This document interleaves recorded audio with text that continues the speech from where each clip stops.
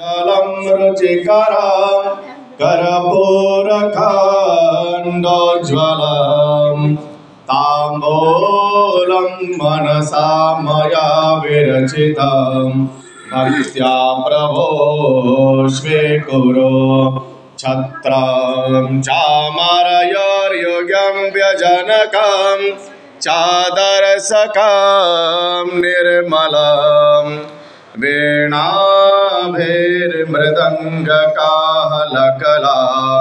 गीतं च नृत्यं तथा साष्टाङ्गं प्रणतस्तुतिर्बहुविधा एतत्समस्तं मया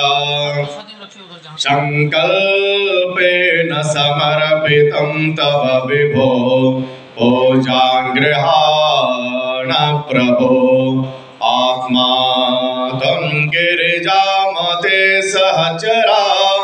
प्राणा शरीरं गृहं पूजाते विषयोपभोगरचना निद्रा समाधिस्थिति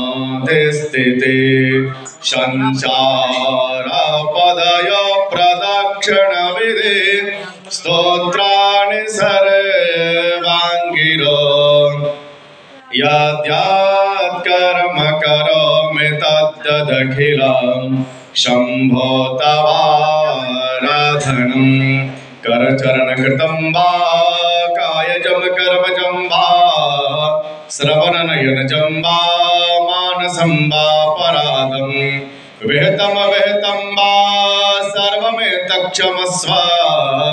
जय जय करुणाब्धे श्री महादेव शंभो शिव शिव करुणाब्धे श्री महादेव शंभो हर हर करुणाब्धे श्री महादेव शंभो।